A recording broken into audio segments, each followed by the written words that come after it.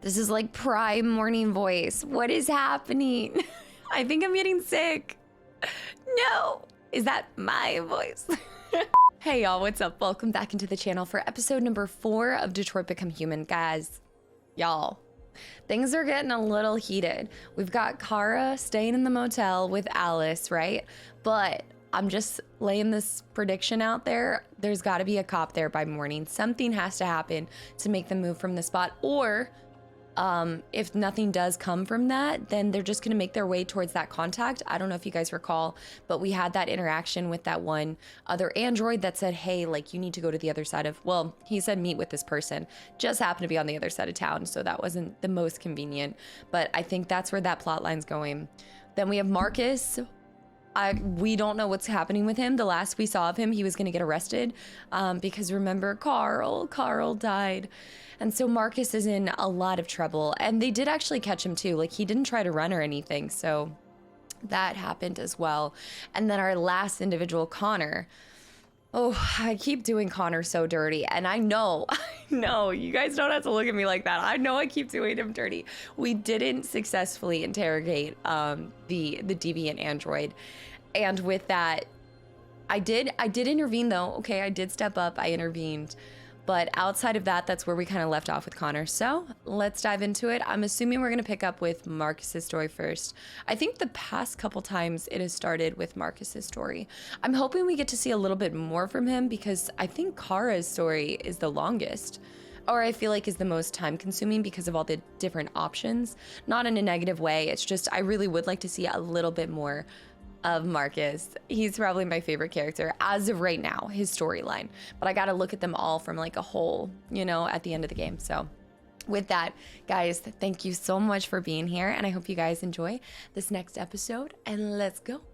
Action. Your save file is corrupted. Please restart the game. Why am I going Halo mode? Wait, where is that coming from? Get out of here.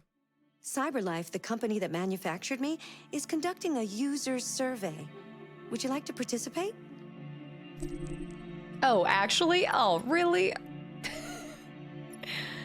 I kind of want to know what is the survey? Great. Let's start. Would you consider having a relationship with an android that looks like a human? Oh. Would you consider having a relationship with an android that looks like a human? I'm gonna have to go with no on this one. There's just no. Yeah, no.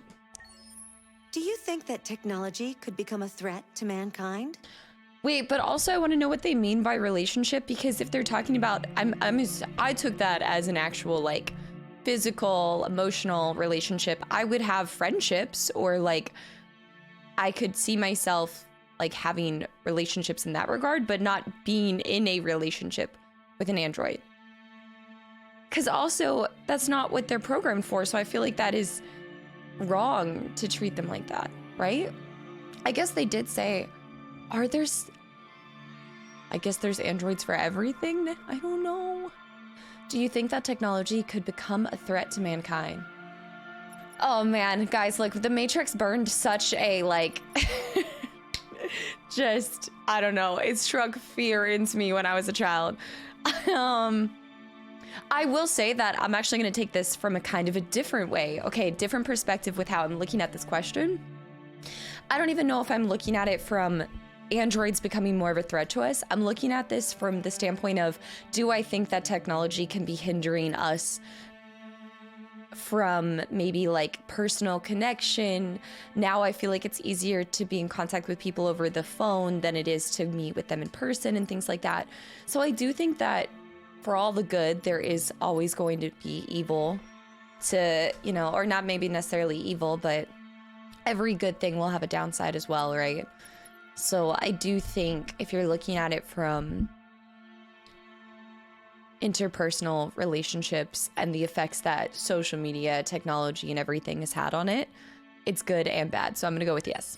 If you had to live on a deserted island and could only bring one object, what would it be? Taco Bell. Damn it. If you had to live on a deserted island and could only bring one object. Oh man. Okay, well, A console is kind of confusing to me because if you don't have a TV or internet, you just have a console. What am I gonna schwack somebody with it? An instrument?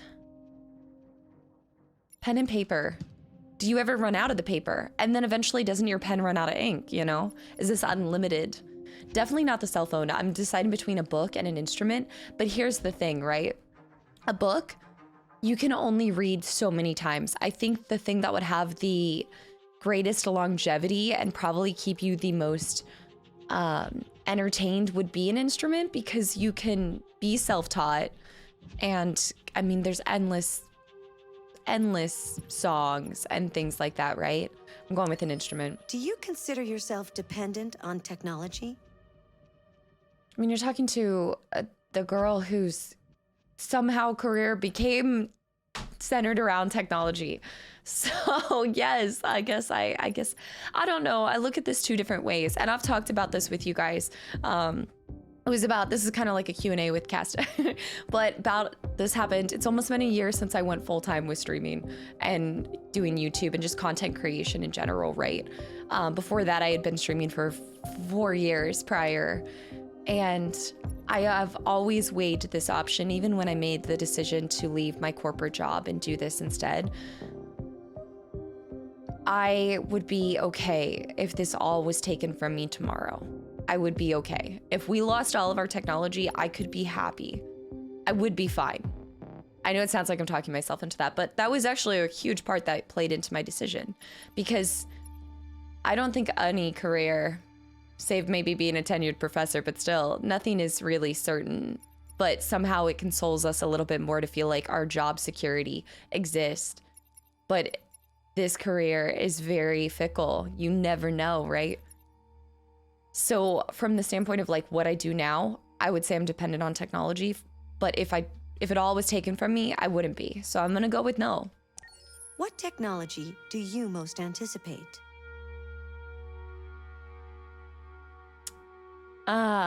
Androids, flying cars, space tourism, brain-connected devices, space tourism. Are you kidding me? I would love to go to space. Next question. Do you believe in God? Yes. Would you let an android take care of your children? Yeah. Yeah, and this goes back to the first question. Yeah, this definitely goes back to the first question. I wouldn't have like a relationship, like a personal, like a physical relationship with an android, but I would definitely be kind and be friends to, I mean, it's the same thing with any kind of creatures, animals, plants. Like, I just tend to feel like I try to be nice to everything I interact with. How much time per day would you say you spend on an electronic device?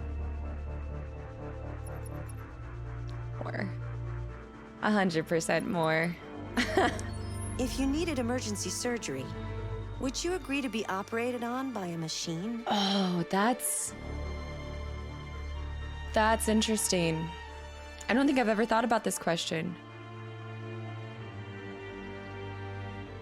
I mean, I feel like if I'm in an emergency situation or surgery, my chances of survival are probably 50-50 to begin with. So I would say, why not, you know? There's human error, and there's also technological error too. So I think this is more a question of, do you feel more comfortable with a human or machine? I feel like, I mean, think about this, right? The people performing surgeries, they can't afford the luxury of having a bad day at work, right? Like, I think about this all the time. And it's why I think it's so, you know, it's so easy to say put your best foot forward every single day, but some people can't afford the luxury of allowing things in their private life to impact their daily life. And with that, if it does or whatever, like, there's human error. So I don't know where I'm going with this, but yeah, I would definitely agree. I think my chances of survival are limited to begin with. I don't know. Do you think one day machines could develop consciousness?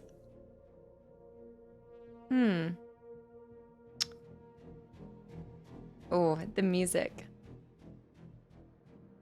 I don't know enough about technology, I suppose. Like, I guess it's asking, do you think what's happening in this current game could actually happen in reality? I think a lot of us like to say that it would, right? But you can develop it to have a consciousness. I'm gonna go with don't know. I'm sorry, I'm gonna cop out on this one. I don't know enough about it, and that is something that I'm very outspoken about. If I don't know a topic, I'm not gonna sit here and pretend that I do. Yeah. All right, would you consider having a relationship?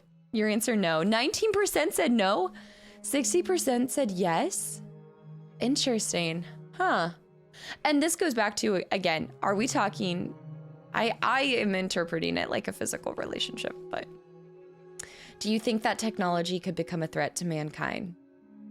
Yes. Okay, 68% yes. Matrix. If you could live on, okay, an instrument, 29%, yep. And then interesting, a cell phone made it up there. I'm kind of surprised by that because I don't even think you'd have cellular data. So unless you're sitting there playing Snake and Bounce on your phone, like, what? Do you consider yourself, okay. 16% said no. I explained my reasoning behind this. In any other way, I would say yes. Like with what I do on my day-to-day, I am entirely dependent on technology, but I would be okay if it was all taken away. So that's why I don't think I'm actually dependent on it. That's how I'm choosing to look at that. I don't know. What technology do you, okay, space tourism. Yes, space tourism's 20%, Android's 35%. Interesting. 46% yes, 36% no, and then 18% don't know. Yes, 50, wow, split down the middle, 50% yes. Huh. I guess we are seeing though, we are seeing a lot of androids creating bonds with children. We actually see 2 scenarios of that, right? How much time per day? 62% more. Yeah, crazy. Do you think one day? 17% said don't know. 66% said yes. It's very ominous. All right. Now that we've done a... Hello. How are you today? I'm great, besides being asked some personal questions.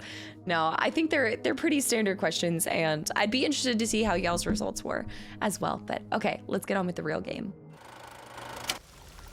November 6, 2038.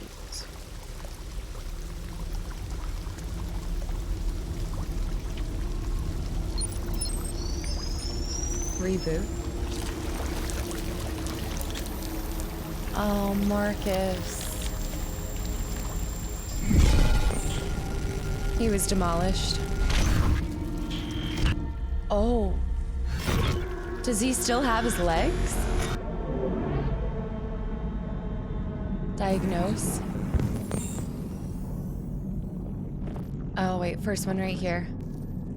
What is the process that they go to destroy an android? Therium pump regulator. All systems in low power mode defective. I'm missing a leg.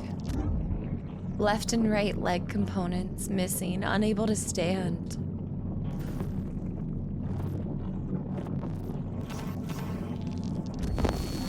Audio processor, corrupted audio data damaged. That's why I can't hear right now. And then my chip. Impaired vision, corrupted mind palace.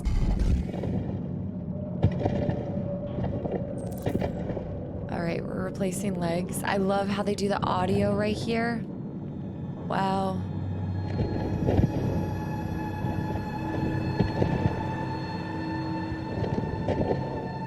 This feels like Saving Private Ryan all of a sudden.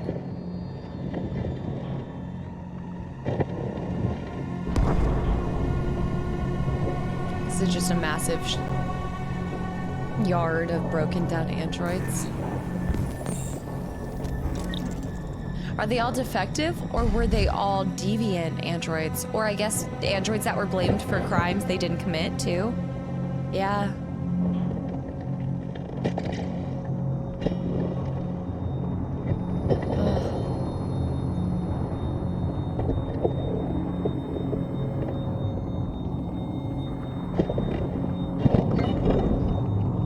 It's a good thing he doesn't feel pain, right?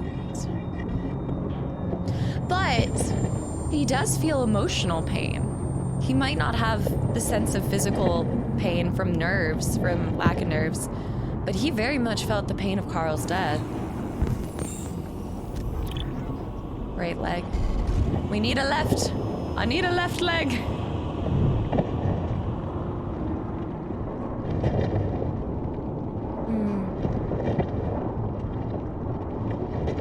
This is terrifying.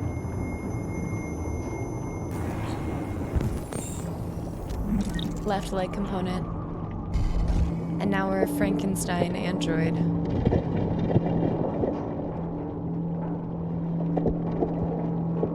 I hope we get our memories back from what happened after we were taken.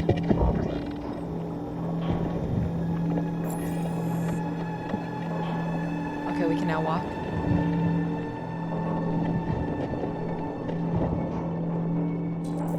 Escape junkyard. Guys, look how many there are. They cannot all be deviant or... Look at him, he's... We need to get an audio piece back so we can actually hear.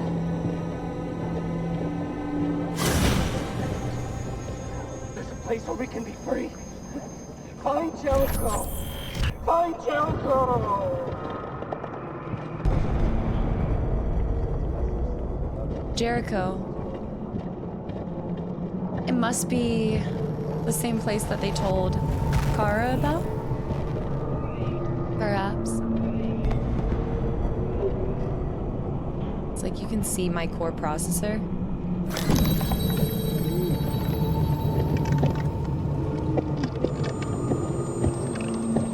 I think there's a scene like this in Hellblade. Oh! Where are you going? Oh. Oh.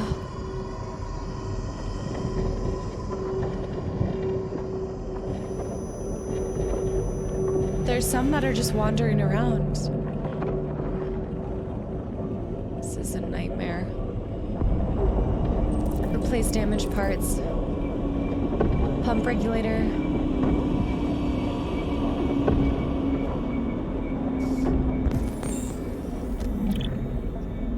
Low energy, incompatible. I don't think we're gonna get our audio piece from that guy. I think, are we all trying to look for parts right now? Like the other ones as well? Incomplete, low energy.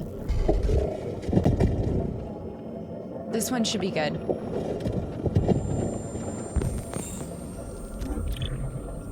Oh, optical unit.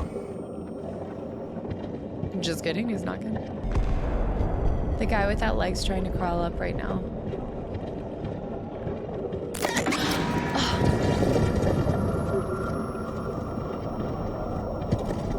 And now they're all like working against each other as well. Oh, check that pile right there.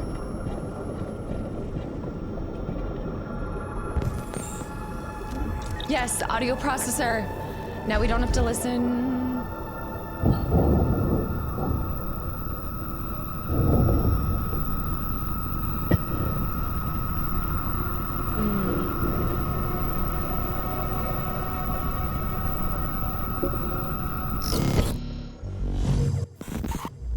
Whoa.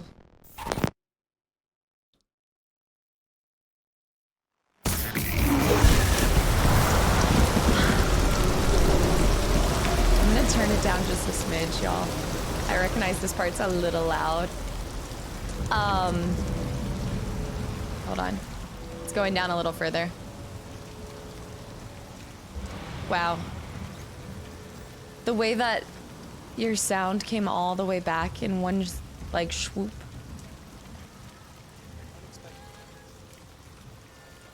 Eye processor? There's music playing too, optical.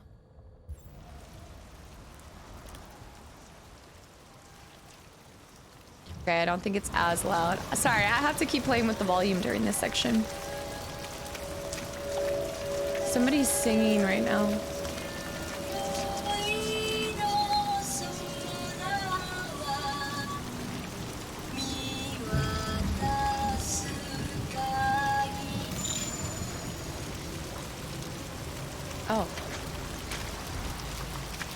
It actually, doesn't that look like Kara's face?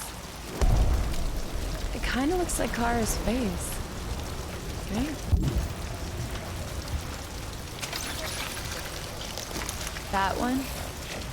Oh, the water's causing him to...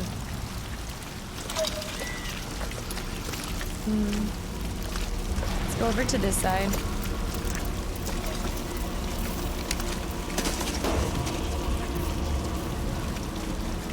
Okay, I can't deal with anything over there.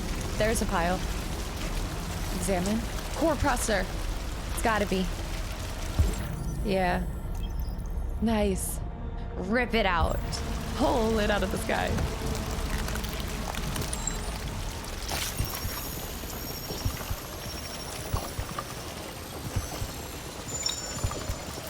Interesting that they gave them a heart-like structure.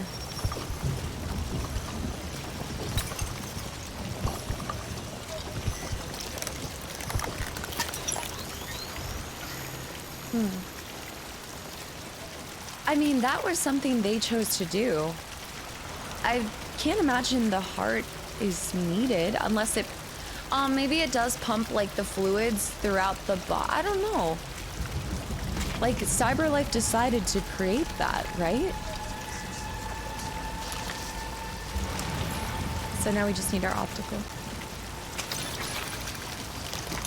Okay.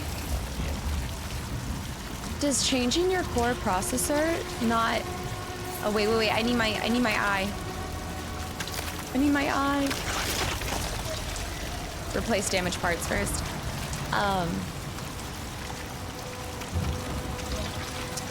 Does changing your parts and bits not impact what you see or hear? I guess not hearing and seeing, but your core processor doesn't...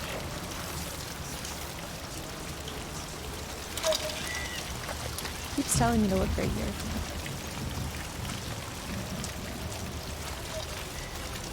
It's got to be that L1, because I think I've explored everything else. Okay, I can't steal that guy's eyeball. Oh, I don't think I ever went through this middle area, maybe? I'm begging you, please. End it. I don't want to live anymore.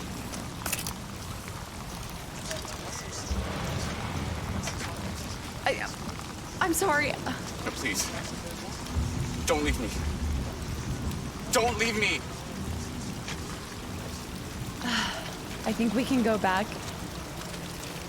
We might be able to do it. If we had killed him, maybe we could have taken his optical. Maybe that's how you get the eye. Is by killing him. I thought we had gone this way. Just gonna backtrack a little bit. I'm looking for an eye. Does anybody have an eye? Right there. Compatible. There you go. Oh.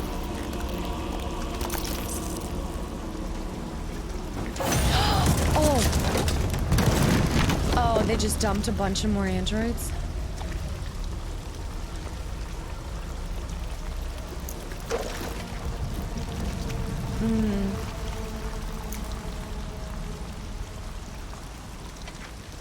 Does it not have a similar face model?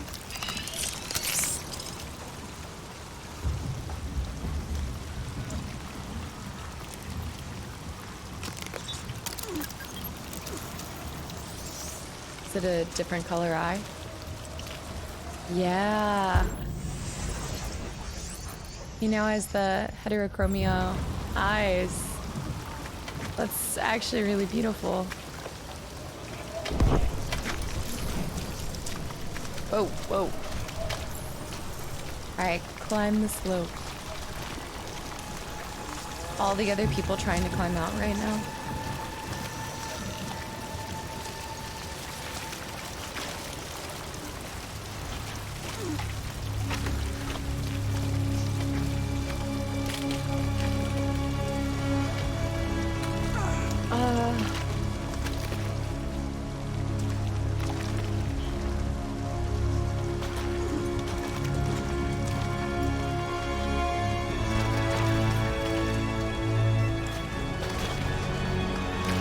the other people sliding down. You've got it, Marcus.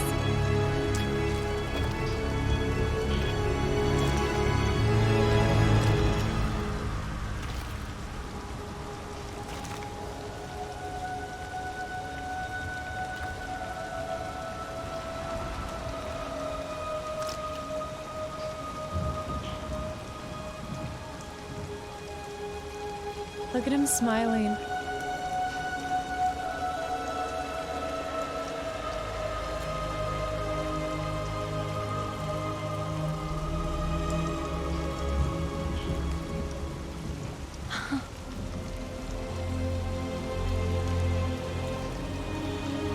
His memory is still intact, or it's completely wiped.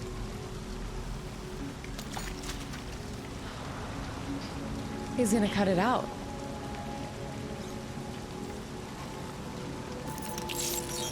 Oh.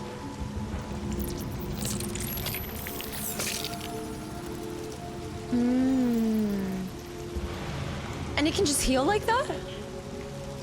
So it can heal and have no signs that he's an android, so...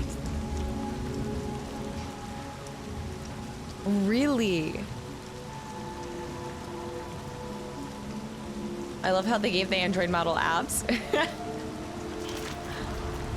Nobody would know. Except, aren't there other models that... I thought they used repeat face models for some of the androids. My name is Marcus. There's a coat hanging right there.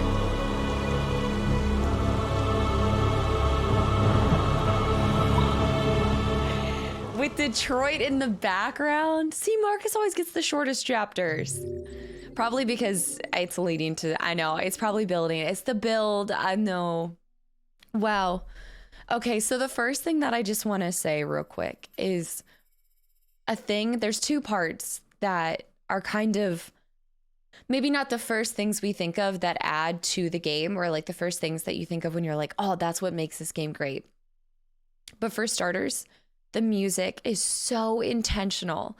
Like every single change and the scores and everything are phenomenal for that segment. I loved the auditory aspect of this segment specifically, like going from, they didn't have to choose to have your audio taken out, but I think that's what really drives that home. It's kind of the same thing of like when you are watching, I know I said it reminded me a little bit of like a war movie or Saving Private Ryan, but it's true, like that shell shock, that explosion where you get the ringing in your ears, and it's kind of all coming back to you. And that, I like how they did that by removing the earpiece. We get thrown into this situation, and it's very much like, we have to find our legs, like we have to piece ourselves back together, like piecing back who we are. Also, in a way, too, we're building ourselves to be new, right?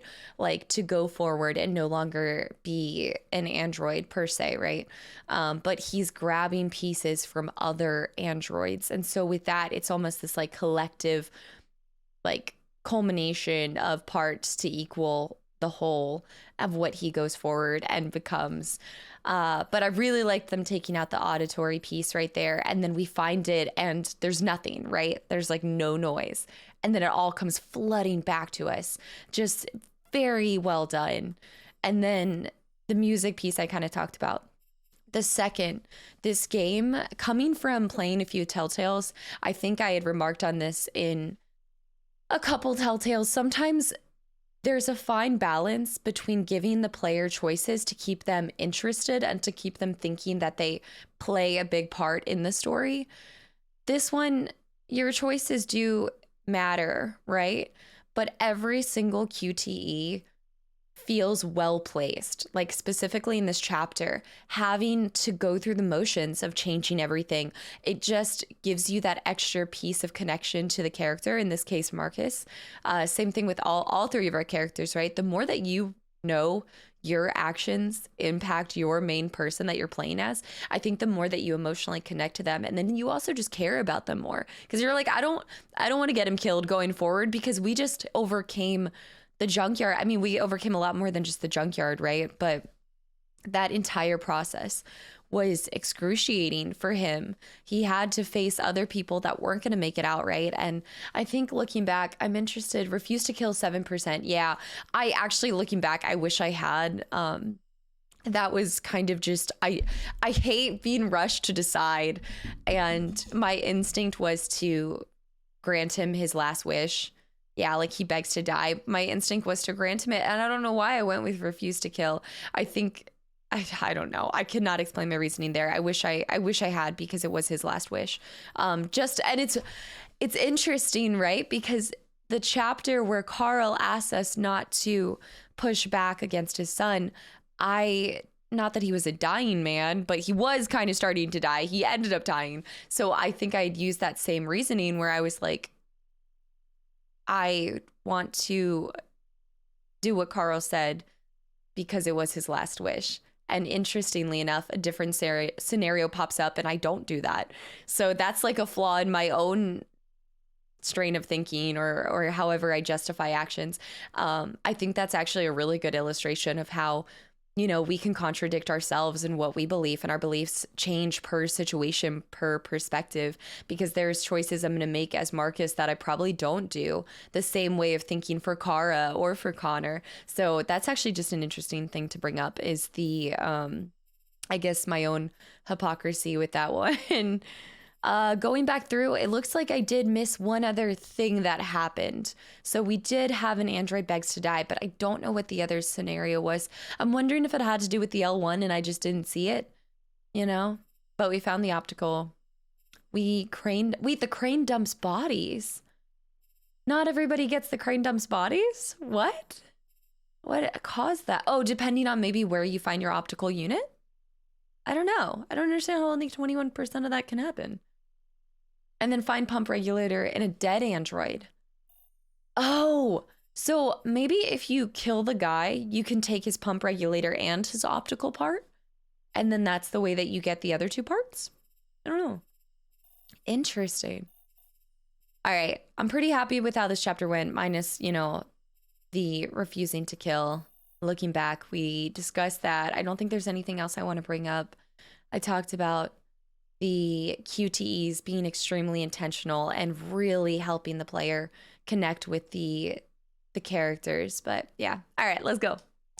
Marcus with the short chapters all the time. I'm gonna turn this back up. I gotta play with the sound pretty often.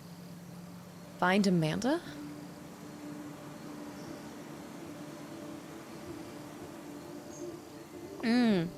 The last thing I'll say to Marcus's chapter right there is I love just how we see him wipe that, which I do want to know a little bit more about that. How is that possible? I guess because androids can heal their skin. They can regenerate it. So you can pull that out and regenerate, which is insane to me. But then where you see him, it's raining, storming. It was a dark, stormy night. And you just see Detroit in the distance. It's so cool. Find Amanda. Look at the way that this path is created. That's actually really cool. Got cherry blossoms. I think Amanda's in the middle, but I kind of want to explore. Let's see if we can analyze. Maybe the only thing we can do is find Amanda. It's like a Zen garden. Oh, that thing is so satisfying. You can get like one for your desk, where you just dig in the sand. Birds. There's something right there. We can interact with it. Okay, exploration is key.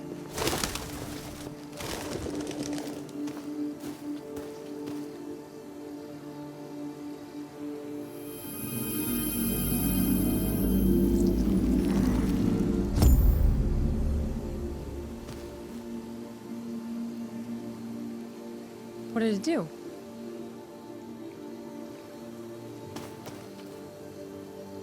Okay.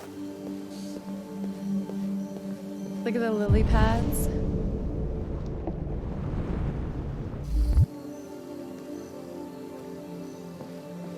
This can't be a real place, right?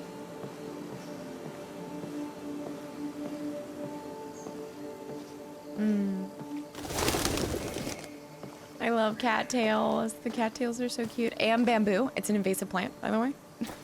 It's like the one key fact that I'll never forget for the rest of my life. I should honestly put it up on like a frame in my bathroom. Bamboo is an invasive plant. Oh, it's a rose garden too. Before we go back there, let's see if there's any other hand plants.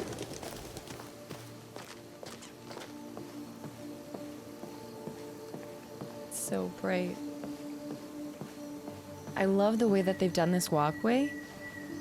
And there's just the smallest of details within it. The shapes. What is that noise? It almost sounds like a coin being tossed around. Maybe we can interact with that shape, or is that where we came from? Yeah, I think that was the only thing we could interact with. Because didn't I go to the left side? Oh no, it's not. The bird's flying up every time. Was that the first time I died? Connor Mark died at 1554 Parks Avenue. Yeah, that was when I first got him killed.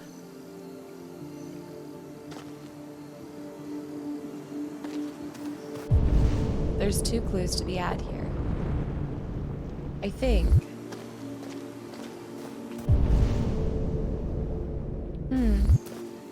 I think examine is the first one. I can't go beyond it. Oh, it still shows you, right, that you can interact with it even if you've already done it.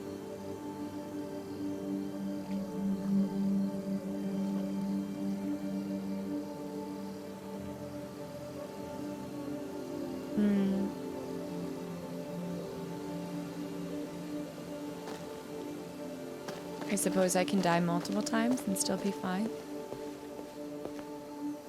Let me make sure. Birds. Imagine just having this in your backyard and you can go out here anytime you want.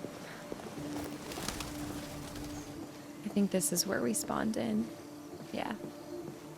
So let's go talk to Amanda.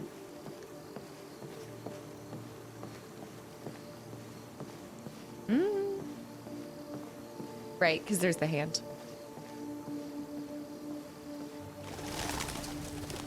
Yeah, this bridge, even this bridge is so futuristic and incredible. Actually, it looks like the things that I have behind my setup right now. Bonsai tree. Aren't bonsais incredibly difficult to grow? Or just to keep alive? This depends on the plant person.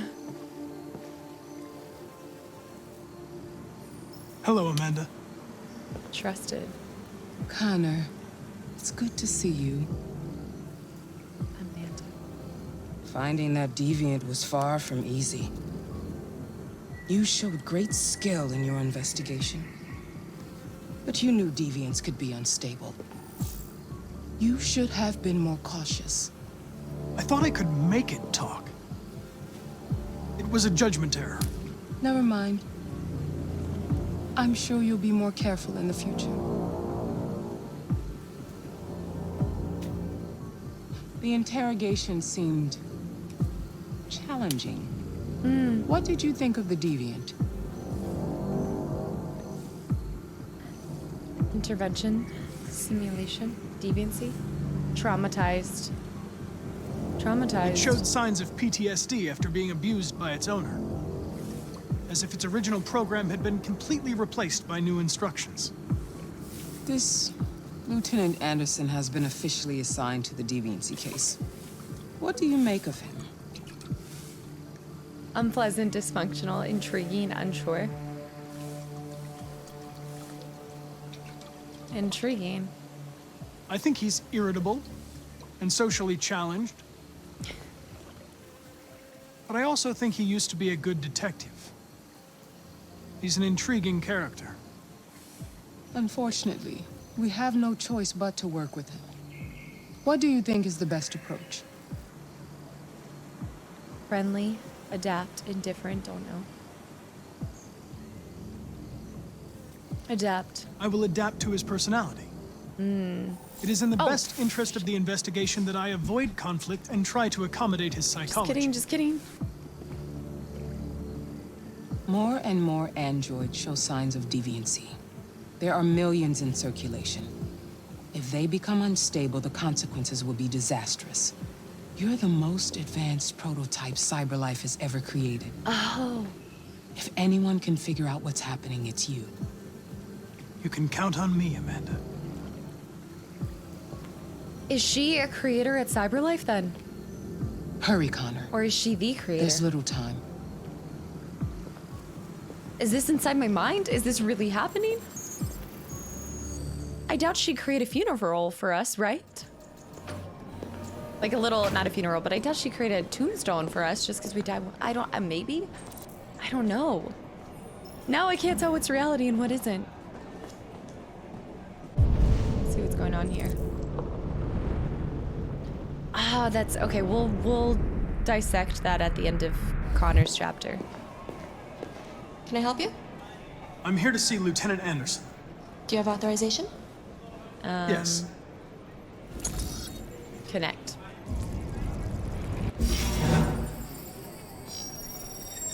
Lieutenant Anderson hasn't arrived yet, but you can wait at his desk. That's crazy. You might be See if there's anybody we can interact with. A game. Tensions in the Arctic have reached a new level.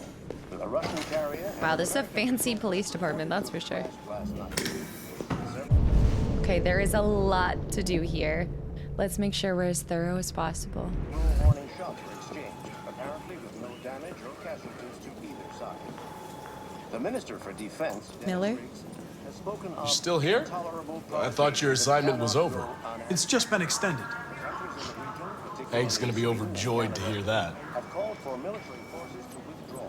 You were right about that android. It's been quiet in the cell all night. Aw. Scheduled for transfer today. Transfer to? When they do that, when they say transfer, to be discontinued or they transfer them to jail? I'm a little confused by that. Let me go down this row and then we'll go that way. Yeah. I wonder if we can find a book too. Detective Reed. This is quite the open floor plan. Oh, can I talk to them? No, we can only look at their names. Oh, we can go talk to her though. Android or human?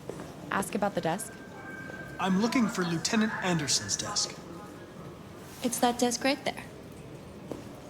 Oh, very nice.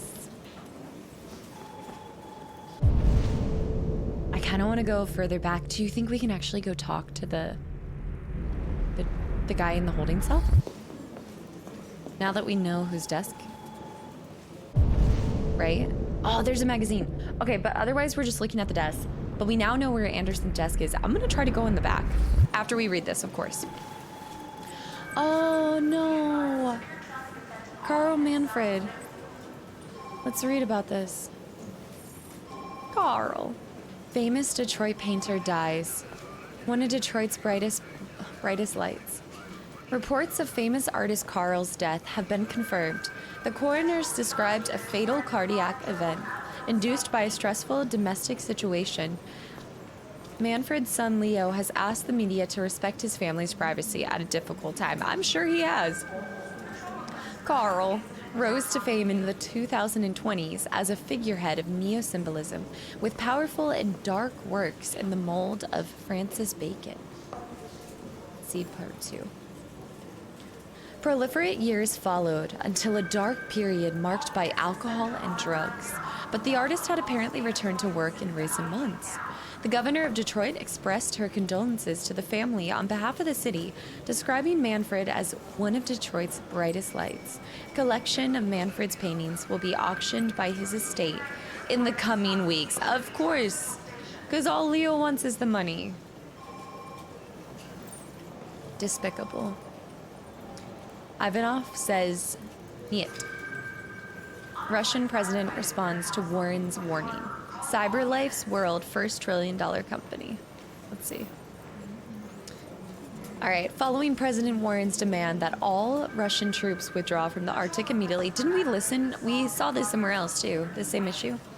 President Ivanov of Russia has issued a response, branded Warren's comments as megaphone diplomacy, and said U.S. saber rattling is the #1 threat to stability in the region. I cannot talk today.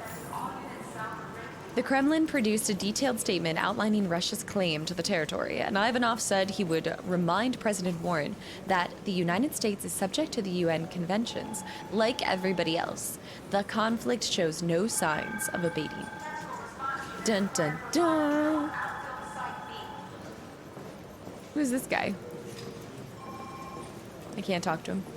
Maybe I can talk to this guy? All right, the rest are names. So like I said, let's try to backtrack. We could wait by his desk. Oh, what about the break room? Go to the break room. Never mind, just kidding. Okay. We're not doing anything but find his desk. Oh, Collins? It's got to be the guy with the donuts on his desk. Yep, yep. Mm-hmm. Excuse me. Do you know what time Lieutenant Anderson usually arrives? Depends on where he was the night before. If we're lucky, we'll see him before noon. Thanks. Wait for Lieutenant Anderson. Do I have to sit down? How many donut boxes he has? It's a man after my own heart right there. Oh my god. Explore new office? Listen.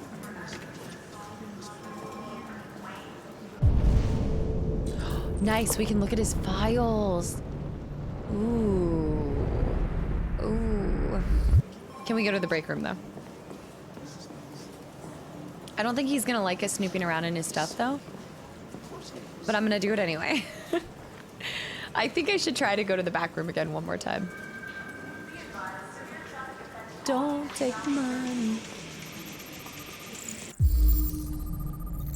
Dude, my earbuds are just a mess today. I missed that. I missed that. What did it say? Damn it, I can't see it again. Analyze. To avoid injury, don't tell me how to do my job. How am I driving? We don't bleed the same color. You have a complaint, please go to hell. Right. No more Android. Happy people make me sick. If you're not a bartender, then go away. Sounds about right. All right, we got a lot of donuts going on here. Calories, 452. Saturated fatty acids, yeah. Cholesterol, carbohydrates. Who eats donuts on a regular basis? Couldn't be me. Coffee cup, cold coffee, traces of caffeine. Liquid gold right there, baby. Japanese maple. Huh. We have donuts. We've got the baseball cap. Oh, I can research them. Detroit basketball. 90% cotton, 10% polyester. Matches, Jimmy's bar. That was where we got him the first time. Oh, anti-Android slogans. What's up here? Same thing. Yeah, same thing.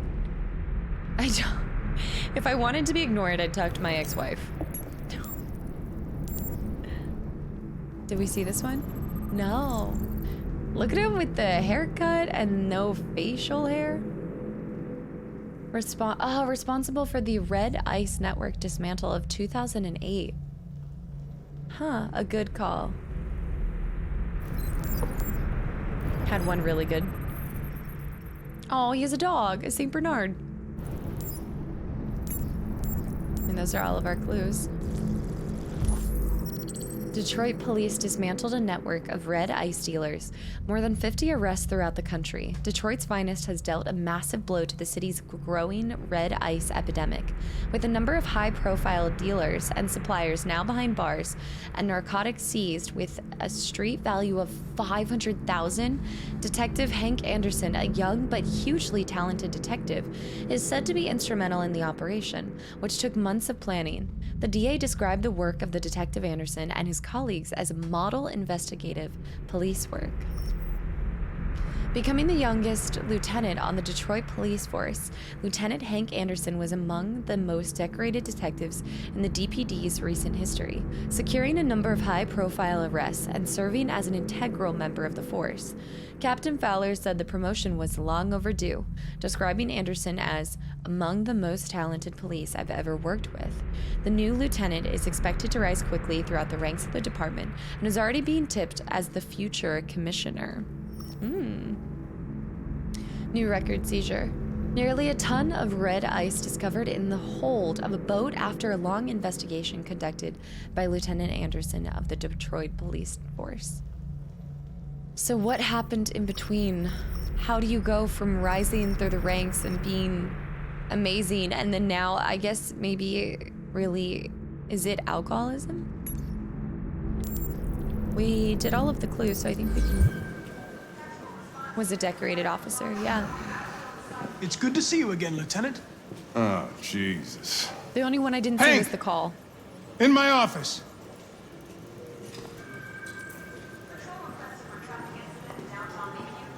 Explore the office. Okay, I can keep... Okay.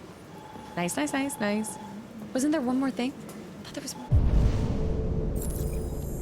Wait. Scan that again. Explore police station, go to see the deviant, yes, or listen to the briefing. Okay, you guys already know, I want to go see the deviant. That's the archive room, though. Explore police station. I think we want to go to the other side to be able to... Yeah. I think the other side's where I'll see. I've got 10 new cases involving androids on my... There's a meeting room. We've always had isolated incidents. Yeah, I want to go see the deviant. Nice. Observation room. Oh, never mind. OBS. That's the observation room, right? Maybe I went down the wrong way. Okay, well now I want to go to the bathroom real quick. Hopefully we can look at it all, but I doubt you can. I think you have to pick and choose. Another mirror.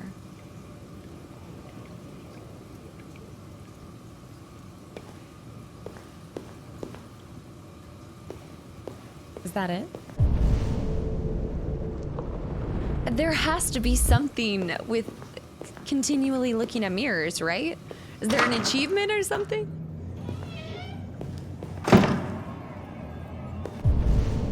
Go see the deviant, listen to the briefing, explore the place. Okay. There's something that's also locked, which means I must have missed it.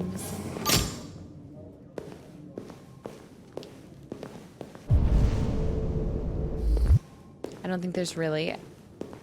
Can I even overhear what's going on?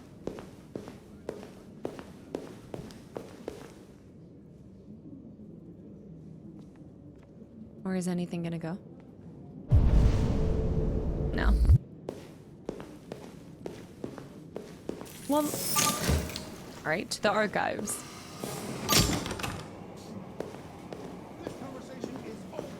Unless it's in here. Wait a minute. Here we go.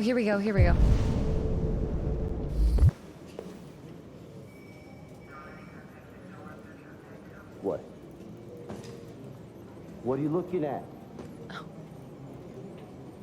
Hey, fuck you. Oh, okay, I'm sorry. Fucking android. I'm sorry. Here we go. Look, he's writing on the walls, too. He's been sketching stuff all over.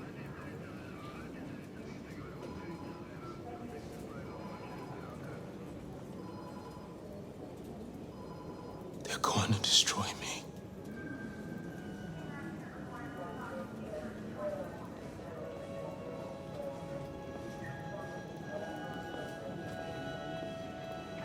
It's probable.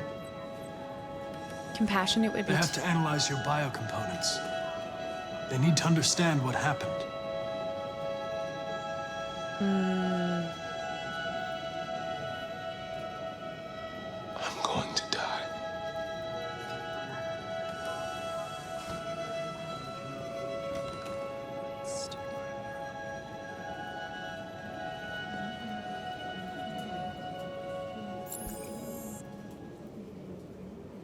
Deviant non-responsive? I mean, maybe I should have been compassionate. But then that's not really how, is that? Open the cell, quick! Hurry! Probably should have been compassionate.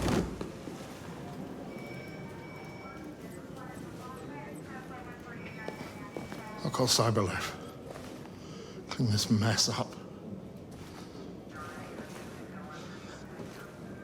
I should have been compassionate. But there's gotta be a reason that we were told to see Amanda before this whole sequence too. And then we also see that the more we're compassionate or think with our emotions or think differently, our relationship with her went down. I wish I could read what was written on the walls. Oh, I can say, oh, I can go to the archives. Nice, go to the archives.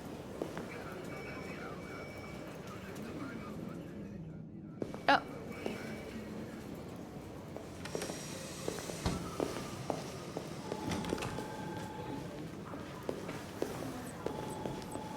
Oh, I can't go in no matter what? Okay. Sorry. That's fine. I do have one locked thing, so I'd like to be able to look at it if possible. Before we go back to... Before we check on Hank, can we go to the meeting room? Or can we talk to this guy? He was the one dealing with the case, no? Holy donuts everywhere. I guess not. What are the chances I can go up and talk to... Nope. Okay, you can't talk to Captain Fowler. I think I was able to attend the briefing. I guess that would have been the briefing with Anderson.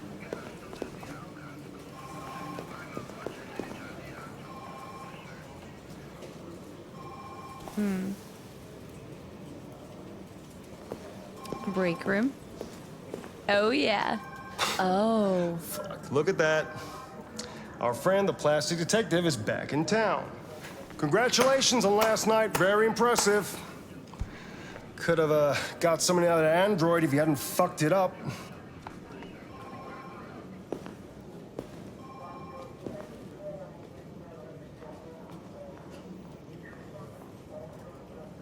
Hello, Detective Reed.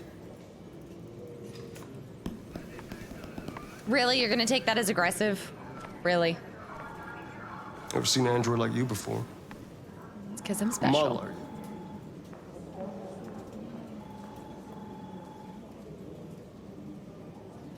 RK-800. I'm the prototype. A prototype? Android detective. So machine's gonna replace us all. Is that it? Hey, bring me a coffee, dipshit. Get a move on!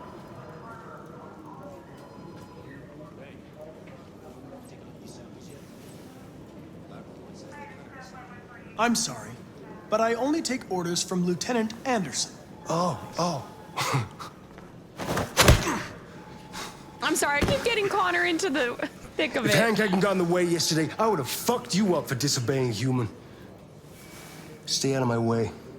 Because next time, you won't get off so easy. There's just like, what I don't understand is what is going on in your life that you feel like you can just be a butthole to everybody? Like, does it make you feel better to pick on an android? Like, first of all, he's not even gonna process the emotions and the insults the way that you think they are. At least we don't think so. But two, it's like, I don't know. I just always say, whenever somebody's pointing one finger at you, there's 3 fingers pointing back at them. So whatever's going on in his private life, he better get it sorted out and stop treating people like trash. Even if it is an android. Several sources He probably report treats that Cyberlife people has like it too. provided Detroit police with a prototype detective android. Public Although opinion. police assistant androids have existed for several years now, this would be the first case of an android being authorized to play an active role in criminal investigations. That's We us. contacted Cyberlife for comment, but no one was available to answer our questions. The first book written by an artificial intelligence Wow. has just been published, and to call it a success would be an understatement. Do Humans Dream of Mammalian Sheep has shot to the top of the bestseller list. Moreover, Was that one of the... No, that wasn't even one of the hidden things, by the way. Holy donuts! They really leaned into the whole donuts and coffee thing. the AI known as Voltaire analyzed human centers of interest on social networks for several months before its complex algorithms generated the plot of the novel. According to several specialists, it will be very difficult for human authors to compete with these algorithms, and the odds are that most of the books written in the coming years will be the work of artificial intelligence. I mean, think about it this way too. Like, if you're AI and with all of your programming and stuff and you're writing books, you can probably figure out what storylines would be the most successful to the audience and what would be plagiarism and all of that stuff, right? Like, that could be automatically scoured in your brain as you're writing, I suppose. Okay. We did read that. The only other thing I can do is check on Hank. I don't know what the locked thing would have been. Maybe it was in relation to when I searched his desk, but I didn't find it earlier. I'm gonna go with that one. Understanding, pragmatic, constructive. Oh, I'm missing one. Because, oh, I'm missing, I think I'm missing it because I didn't listen to the briefing, because I went and saw the Deviant instead. Pragmatic. Listen, I know you don't like me, but we're going to have to work together. We'll both have to make an effort.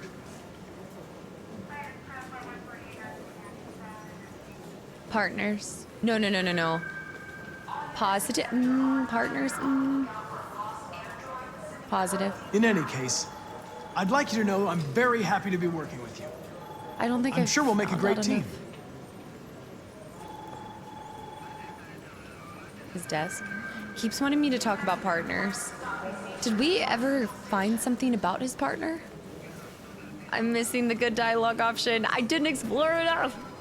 Desk. Is there a desk anywhere I could use? No one's using that one. Aww. Analyze deviancy files. Okay, so I don't think I won over any favor with him. Maybe I should have said, let's be partners. Suppose.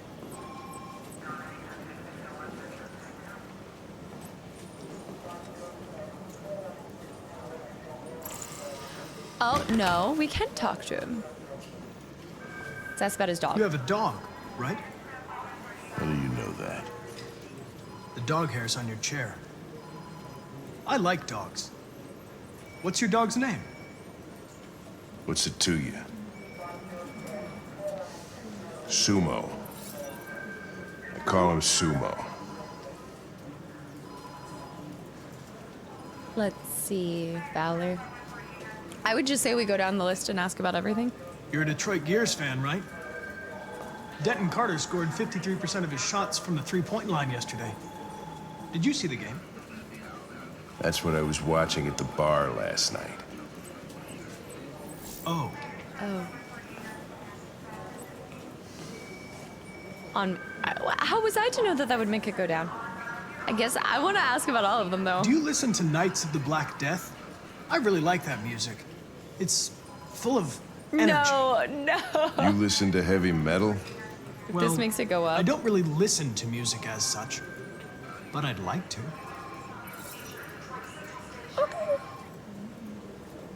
I mean, I would say anti-androids. I wouldn't say we talk about that one. I'm not gonna ask him about his hours. Have you known Captain Fowler for long? Yeah. Too long.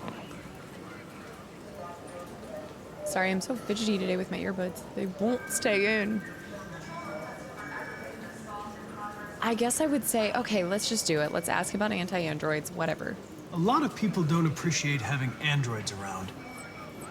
I was wondering, is there any reason in particular you despise me? Yeah.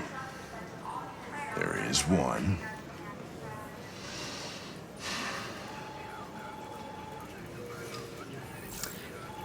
You know, you win a point and you lose. 1 step forward, 3 steps back. I was wondering, do you always arrive at the office at this time? I arrive when I arrive. Stop busting my balls, okay? Okay, I'm sorry.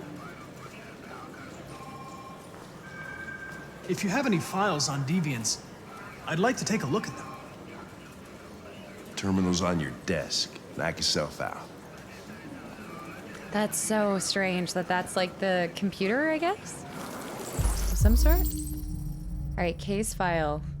The plaintiff reports that when he left his android at home, as usual when he went to work, when he returned, the android was nowhere to be found. No trace of break-in in the apartment. The android may have left the home without being ordered to. Missing AL series. Oh, there's a ton. Okay, wait. So that was a disappearance. Victim Gordon Lopez. That was 10:04. Oh, they're all okay, they're all around. Okay. Then we have an attack, AV series. The plaintiff claims to have been attacked by the model android working as a waiter in the Fast Coney Dogs restaurant chain on Chamberlain Avenue. The plaintiff claims that the android lunged at him unexpectedly and attempted to strangle the man. Before leaving the scene, the android remains at large. That's not Ralph, right? Kind of looks like Ralph. Maybe not. The plaintiff claims to have been attacked by her android. The android also trashed several rooms in the house before taking flight. WR series. The plaintiff, the manager of the Eden Club, reported the unexplained disappearance of a sex android. Okay, that answers that question from earlier today. The android disappeared after accompanying a customer to his home and never returned to the club. Unknown destroyed. Famous painter Carl, yes. It's weird how we don't have a picture of him. Was found in his home following an altercation between the android and his son. The latter's witness statement attests that the android behaving violently. The android is thought to be a prototype. Wait, the android is thought to have been a prototype as well. Unknown model and serial number. Was destroyed at the scene by attending officers. It was destroyed at the scene by the attending officer, so they just like, what, beat him up? And that's why he wasn't completely crushed? And then also he was a prototype? And then the victim's body was found by a friend who came by to say hello. He immediately called the emergency service, who recorded the death by gunshot wound. The murder weapon may have belonged to the victim. I just gotta take this one out, it does not. Was found on the scene and is the main suspect. But she is not a prototype, but Marcus and Connor are prototypes. 243 files. First dates back 9 months. It all started in Detroit and quickly spread across the country. An AX-400 is reported to have murdered a man last night. That could be a good starting point for our investigation.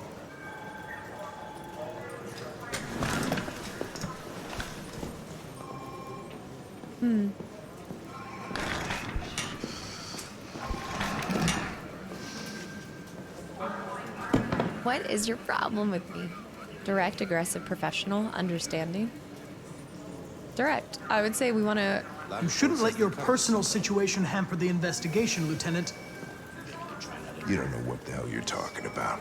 So why don't you just run your program and shut the fuck up? Oh. I need the forensics. Determined. Re-sign the mission. I'll chase it up. Threaten. I kind of want to threaten. I've been assigned this mission, Lieutenant.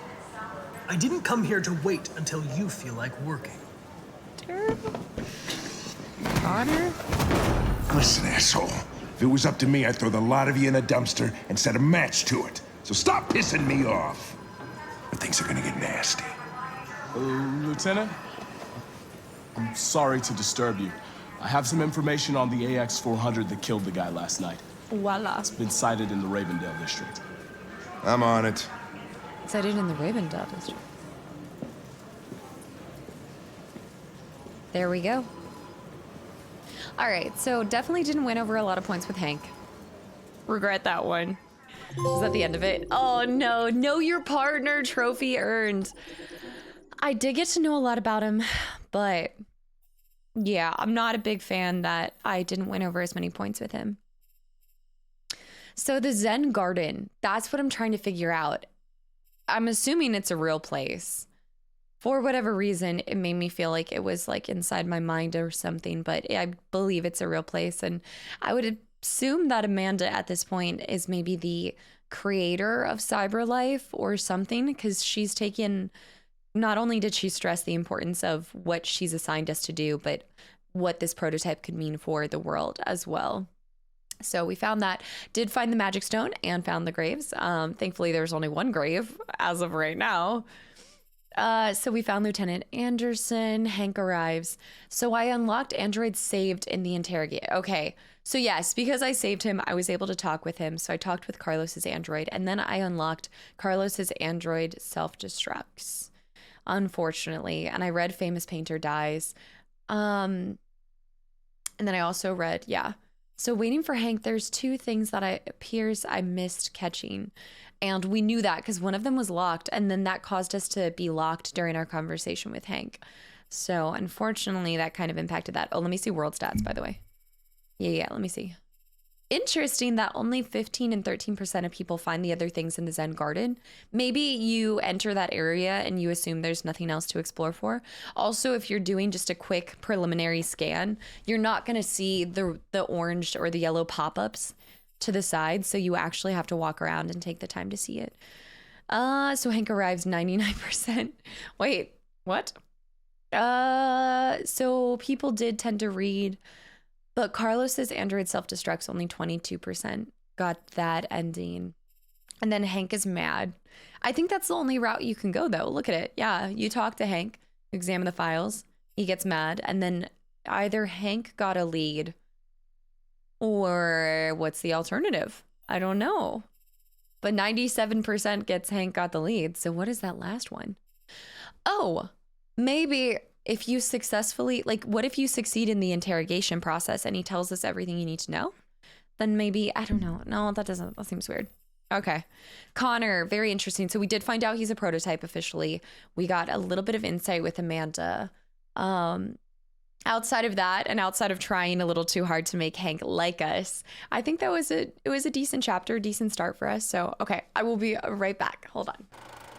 Saving the best for last with Kara's story. So what happened?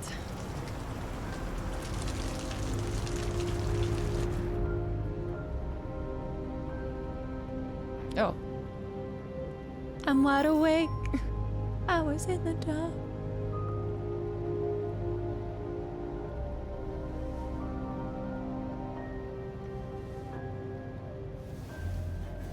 They slept in too?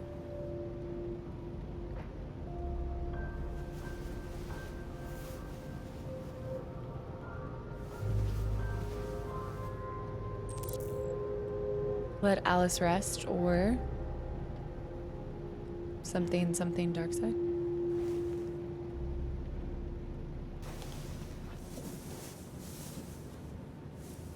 I'm sorry, I didn't mean to wake you. So it wasn't a nightmare. Aw. No. No, it wasn't a nightmare. She has the little fox on her shirt. Give her a bath to warm up, put her warm clothes back on. How about a nice warm bath? And then we can go out and try to get you something to eat. What do you say? We do have 10 more dollars. You're in your bath. I'm actually kind of wondering how is she using her same boots that she, like, there's no way she stole boots from somebody and it actually fit.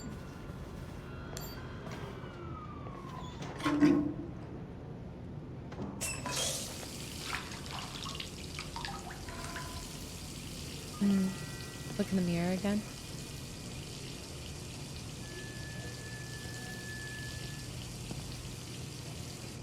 There's scissors. I wonder if we too can rip it out.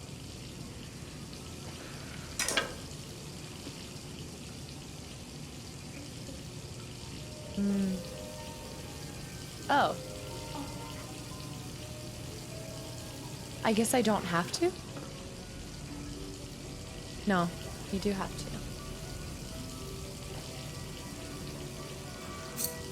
to. No. She had such beautiful hair. I guess to change her appearance? Yeah. Blonde, white, black finish. Oh, isn't it already kind of blonde? I kind of want to go with the black hair. White hair? Is the white hair gonna make me look too much like a grandma? I like the blonde. Can I do multiple options? Let's try the white. It's pretty cool. Oh, nice. We can see all of them first. Well, if we're trying to disguise ourselves, wouldn't that make the most sense? Blonde. Keeping it what it was. Oh, that is not her normal hair color. Yeah. It's starting to look like Justin Bieber. I kind of liked the white hair color, I think. Oh, no. I don't know. This kind of flows, I think, most natural, just because she has dark eyebrows as well. Oh, you can make it brown. I would say we keep it brown. Yeah, let's just keep it. I like her brown hair. But that we need to rip off. Yep. Although, do you really have to cut your hair when that's happening?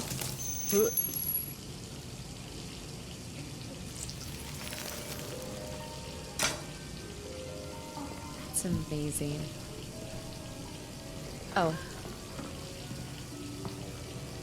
I don't know how much has been running. Oh, I can read. You're pretty like that. You really look like a human now. I feel like I should say something to her. Your bath's ready. Cyber Wildlife. Cyberlife is set to open the first android zoo in Los Angeles, which will exhibit all exotic species to have. Do not get in that bath without me. Girl, do not get. I'm not. Ma'am. Ma'am. I didn't stop the water for her. Should I have stopped the water for her?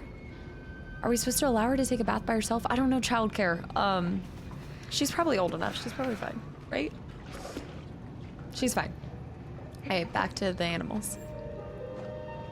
All right, to have become extinct in the last 30 years. Loot turtles, polar bears, mountain gorillas, African elephants, and several species of tiger will be among the most high-profile attractions. Cyberlife CSR spokeswoman Danielle Carnegie said that the zoo caters to people of all ages and has a special mission to educate and inspire the younger generation about the importance of protecting the fragile environment. Though some environmentalists have claimed that the zoo will diminish popular concern for the extinction of real animals, it's difficult not to be enthusiastic about technology being used to recreate vanished species. The animals themselves have yet to be unveiled, but Cyberlife promises they will be more real than the real thing. No doubt, an ideal weekend trip for the family. I don't know how I feel about that. Canada. Still android-free zone. I'm off to Nova Scotia. I'll catch you guys later. Despite the United States voting in its Android Act as early as 2028, 5 years from now, by the way, the Canadian Parliament has yet again pushed back its decision on whether to permit androids in the country. As a result, androids are still not sold in Canada and have no official status in the country. I like that we're getting to see a perspective from not just the United States, because I asked that during our first episode, if it was worldwide. With androids continuing to fuel unprecedented growth in the U.S. economy, yet contributing to record levels of unemployment, the arguments for and against putting them on sale in Canada rages on. But for the time being, Canada remains an android-free zone. I think I'd be moving to Canada. I'm on my way. Oh no. Can I turn the TV off? I can. Or I guess I can see other things. I can probably see the report. Scuba diving. Yeah, what are the reefs like now? That's so cool.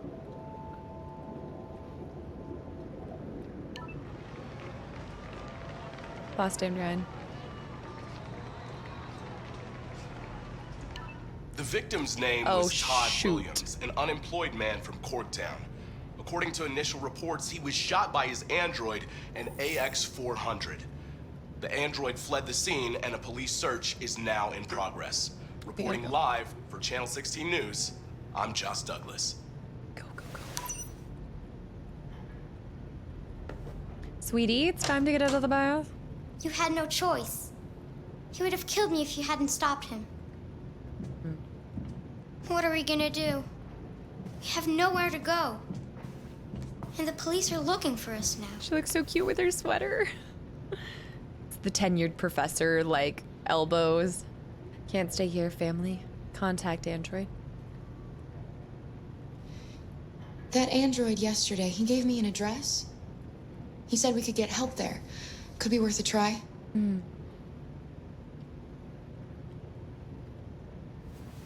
We need to get her food.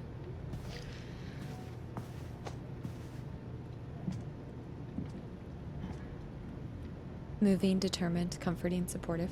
Moving, determined, comforting. We can't change the past, Alice. But we can decide the future. We're gonna pull through, and soon all this will just be a bad memory.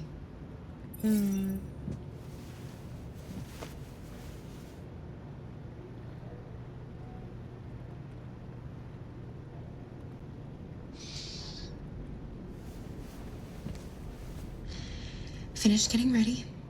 I'll go out and find some food for you, and then we can get going. We need to avoid the front desk, though, because he wants to see our driver's license.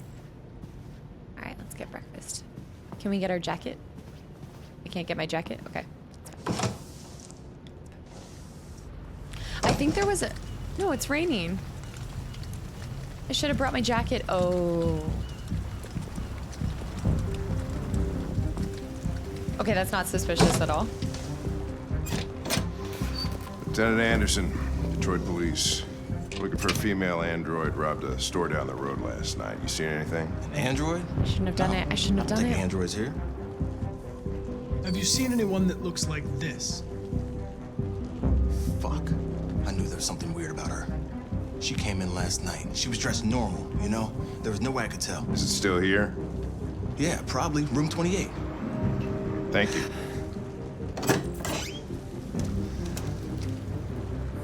It just switched us in the middle of this? But this is Kara's story. Send some uniforms and cordon off the area. I'm heading. This is Kara's story. Okay. I shouldn't have robbed. This is a lesson to not steal. You wait in the car. No. Direct. Out of the question. I'm coming with you. Listen, I'm tired of you talking back to me. You're a machine, so shut the fuck up and do what I say. Okay, All I want is to accomplish my mission. I'm sorry if that upsets you. You want to see the end of your mission? Stop busting my fucking balls. Probably need to work on my relationship with Hank. Just, I don't know. I get a little heated as Connor. I'm just trying to do my job, man. Everybody else is so unprofessional around me.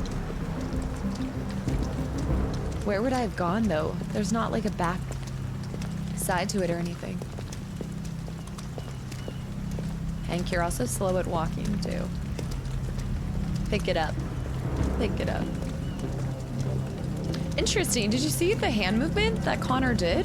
It's almost like something that a human would... Oh. That a human would do. Like, as if you were, like, warming up your hands or something. I don't know. Like, coming out of the rain like that? Are they gonna see the cut hair? That's the only problem.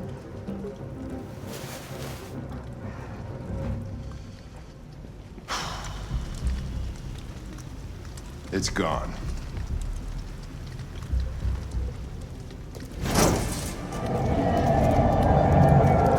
Wow. Reached the train station. Sneak past the cops. Okay, danger level. All right, how are we gonna handle this?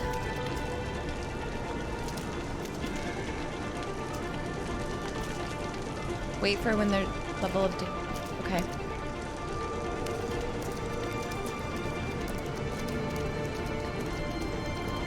This way? Right? We're doing it right? Okay. Umbrella. R2 to see threats in your destination? Ah, okay. I think we're good.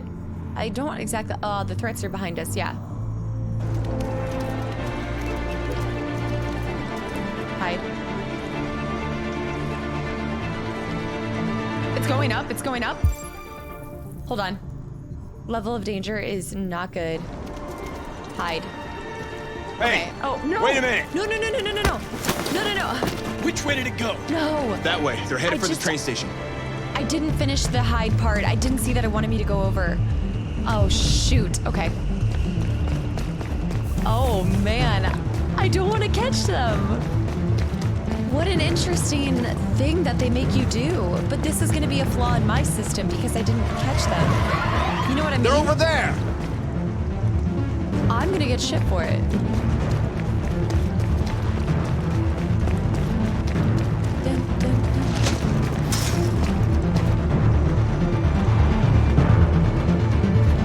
Don't shoot! We need it alive! And there's a kid with her. Oh, shoot.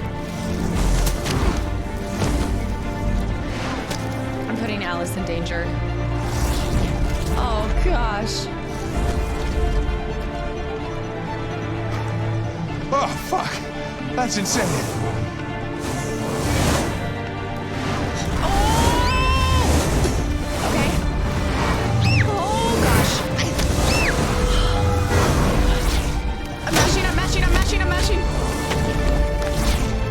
Hey! Where are you going? I can't let them get away. They won't. They'll never make it to the other side. I can't take that chance. Now you will get yourself killed. Do not go after him, Connor. That's an order. Okay. I need to win over favor with Hank. Okay.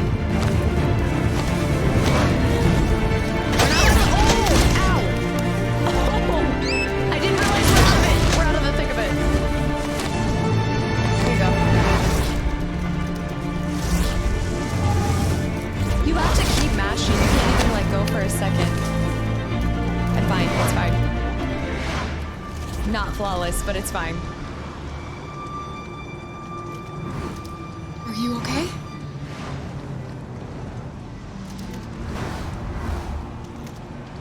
Aww. The cops are on their way. We gotta go right now. There's no time to hug. Get out of here.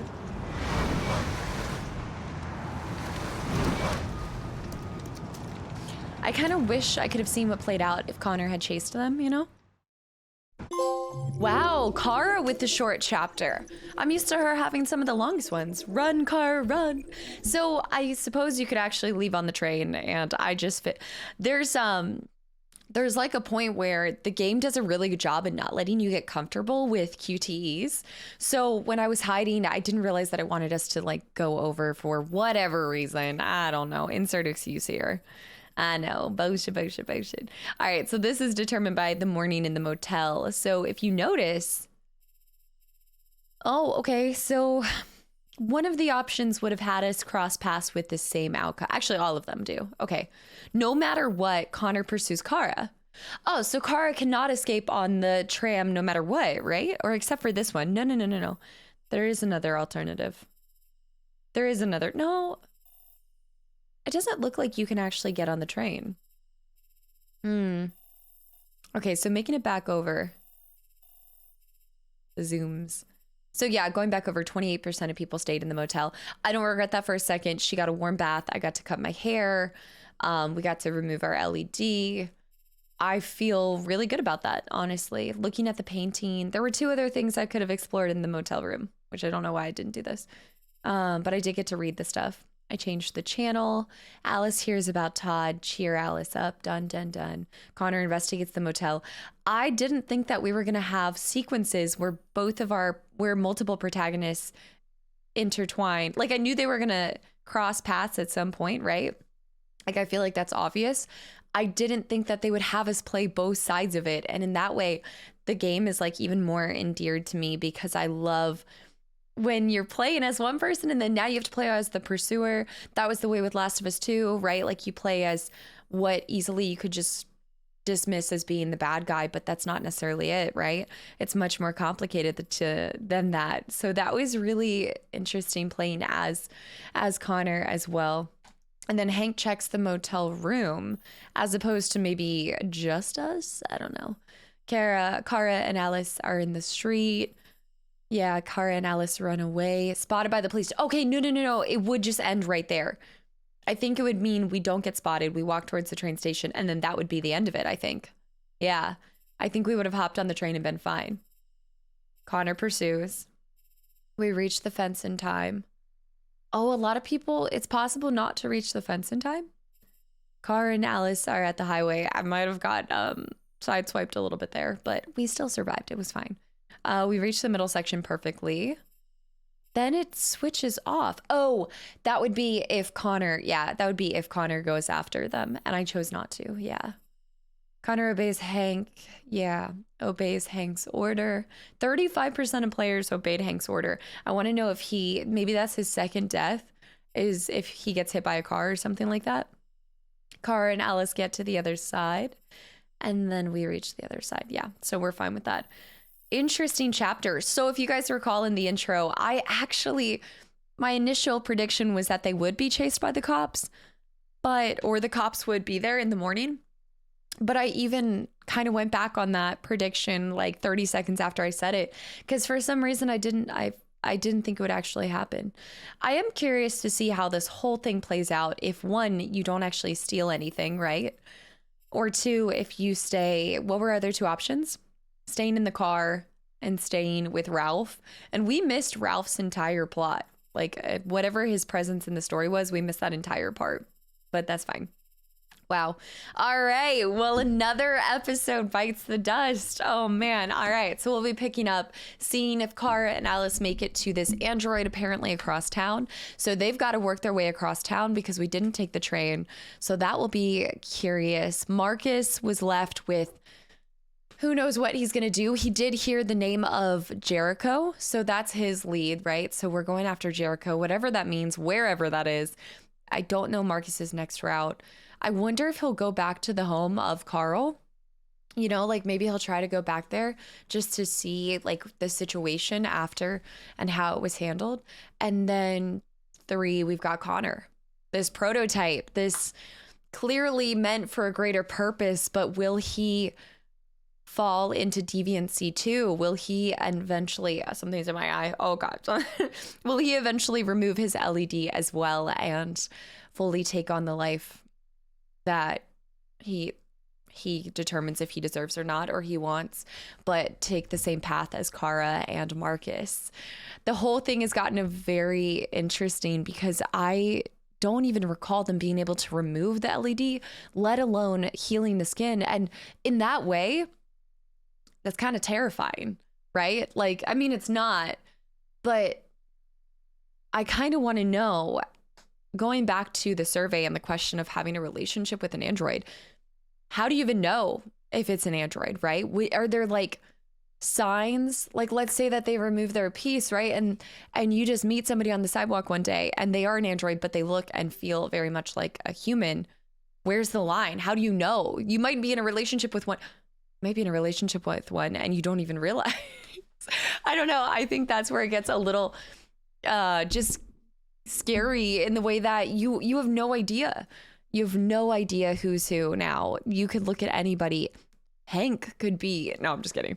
But with that, guys, thank you so much for hanging around. I hope you guys enjoy this episode. I'm having such a blast replaying this, not only because I forgot all of it, but also it's such a unique story. Like, it's such a unique game. And I mean, you guys have seen me play a lot of different things on this channel, and I continue to get into even more categories and things, but this is among one of the most, I think, intricate, challenging, and emotional games. Like, I already feel connected to all three of our characters on a little bit stronger of a level than I did in some of our past games and things like that. So, all right. It also just challenges your way of thinking, and also it makes you wonder about the future. And a lot of times I don't like to spend time worrying about things, because I think worrying is such a wasted emotion in a lot of regards, because probably about 7 out of 10 things that you worry about don't actually ever come to pass. So I try not to worry